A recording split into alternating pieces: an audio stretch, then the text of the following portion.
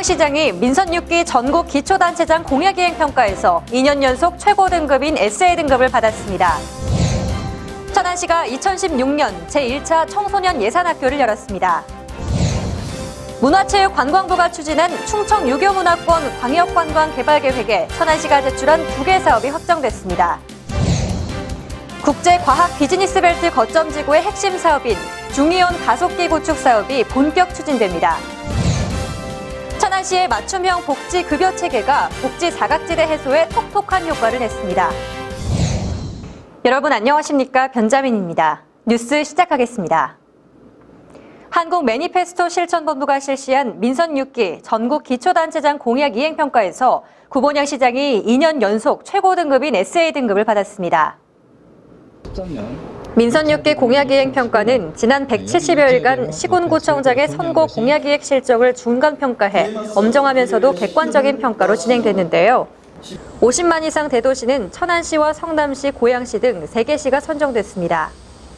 평가단은 지난 4월 12일간에 걸쳐 홈페이지에 공개된 자료를 모니터했고 국비와 민간 부분 재정 확보 자료를 제시하게 하는 등 지역 주민에게 공개되는 자료에 대한 정확성과 사실 여부를 심층적으로 검증했습니다.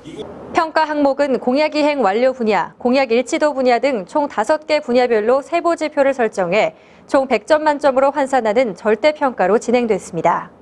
천안시는 종합평가 결과 공약 이행 완료 분야, 2015년 목표 달성 분야, 주민소통 분야에서 높은 평가를 받았는데요. 특히 공약가계부 작성과 공약 사업에 대한 종합적인 로드맵 등을 상세히 공개하고 시민평가단의 활동 계획을 제시한 점도 최우수 등급 선정에 한몫을 했습니다. 시민들께 공약 사항에 대한 종합적인 로드맵을 상세히 공개를 하고 또 시민평가단의 공약 이행 평가를 통해서 공약에 대한 실현 가능성이 확보되었기 때문에 2년 연속 공약 이행 최우수 등급을 받을 수 있었습니다. 한편 구시장의 공약 사업은 9개 분야, 99개 사업으로 이 가운데 45건이 완료 및 완료 후 계속 추진 중이고 나머지 54건은 정상 추진으로 분석됐습니다.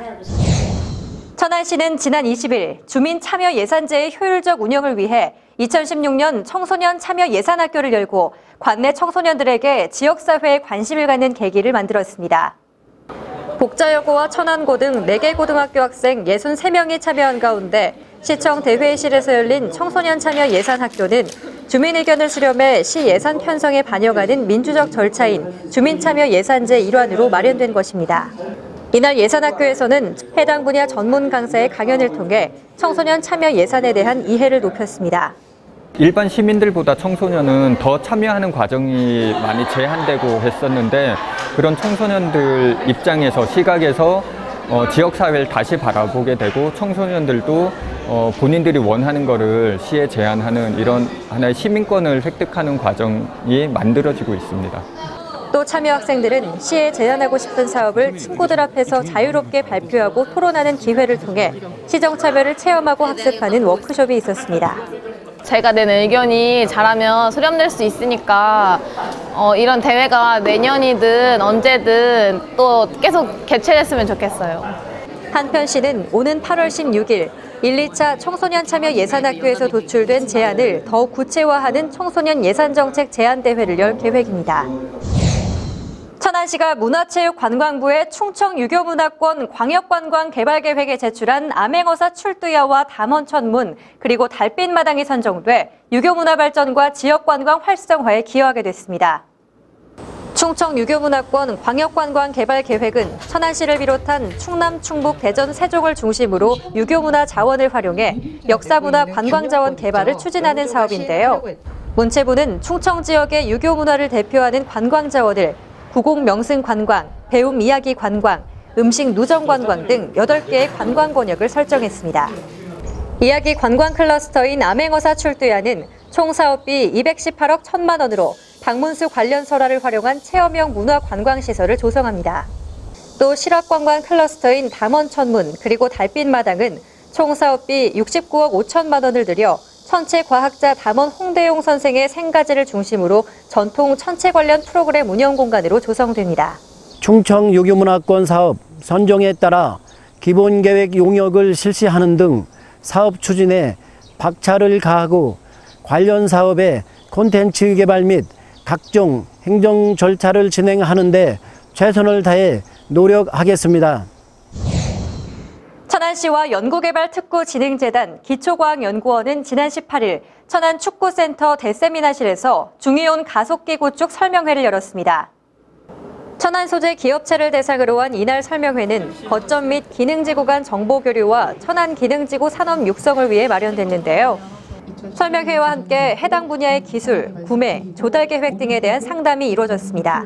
우리 지역의 기업인들에게 국제과학 비즈니스벨트 사업에 대한 이해를 증진시키고 대전 신동지구에 설립되는 중이온 가속기 설립에 우리 기업인들이 많이 참여할 수 있도록 그 인식을 제고하기 위해서 오늘 설명회를 개최하게 되었습니다. 중이온 가속기 구축 사업은 희귀 동위원소 기반의 최첨단 기초과학 연구 수행을 위한 한국형 중이온 가속기를 구축하는 사업입니다. 총 사업비 1조 4,298억 원 가운데 천안 기업체가 직접 참여할 수 있는 사업 분야는 중이온 가속기의 주요 품목인 전자석, 제어장치 등으로 4,602억 원 규모입니다.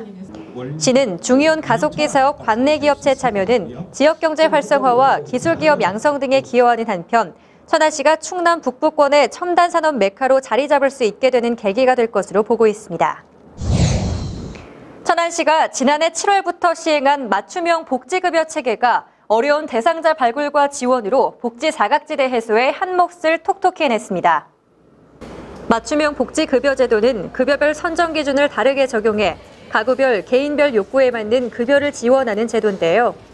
맞춤형 급여 시행 전인 지난해 6월 기준으로 9,859명이던 수급자가 맞춤형 급여 시행 후인 올 6월에는 13,174명으로 33.6%인 3,315명이 증가한 것으로 나타났습니다.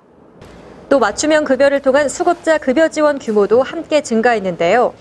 생계급여 지원은 지난해 6월 7,887명에게 117억 6,369만 8천 원을 지급했으나 올 6월에는 9,895명에게 165억 4,538만 7천 원을 지급해 전년 대비 40.6%가 늘었습니다.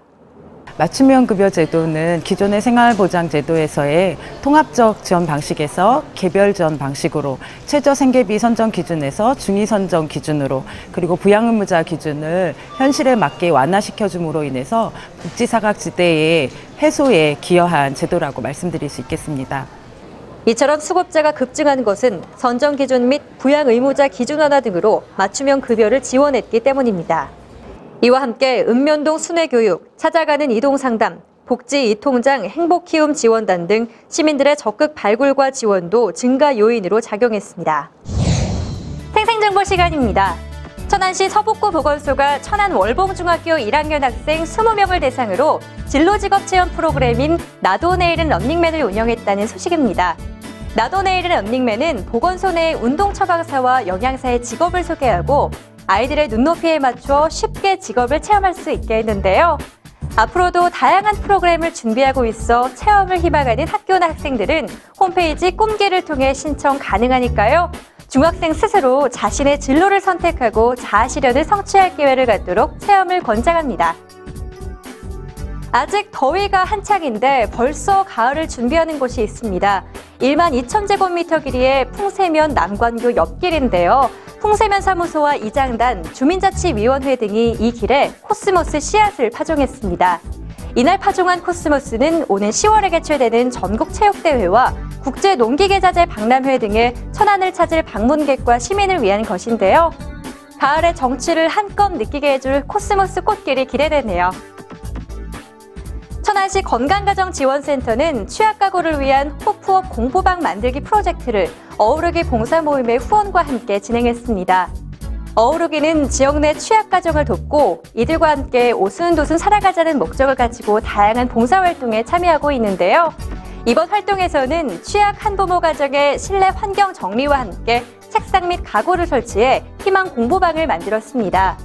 경제적인 어려움으로 자녀의 공부방은 생각지도 못하던 학습 공간이 만들어져 아동에게 꿈을 키우는 마법의 성이 될 것 같네요.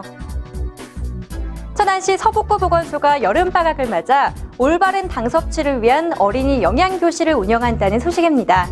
어린이 영양교실은 8월 16일과 17일 2회에 걸쳐 진행하는데요.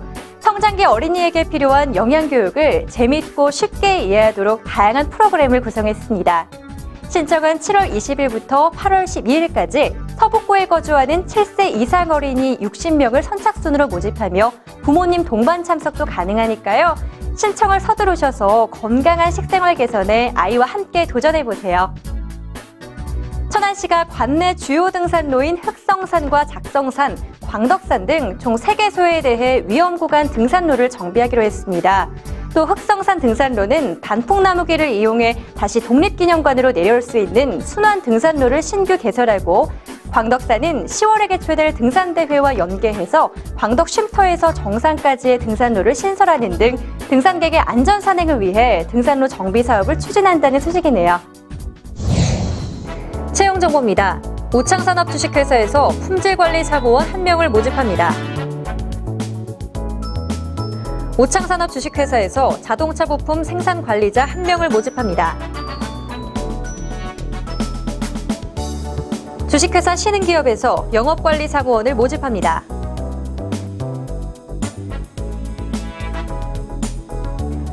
주식회사 신미 CNF에서 두부 및 유사제품 생산직 10명을 모집합니다. 천안 외국인력지원센터에서 고객상담원 2명을 모집합니다. 자세한 내용은 각 회사로 문의하시기 바랍니다. 본격적인 휴가가 시작되는 한 주입니다. 시민 여러분들께서도 피서지를 찾아 휴가를 떠나실 텐데요. 휴가를 떠나기 전 미리 집안의 안전사고 방지를 위해 꼼꼼한 관리가 필요합니다. 또 안전띠 착용과 졸음운전에 각별히 신경 쓰시고 물놀이 등 야외에서 발생할 수 있는 안전사고 대비에 만전을 기하셔서 행복하고 즐거운 휴가 다녀오시기 바랍니다. 뉴스 마치겠습니다. 고맙습니다.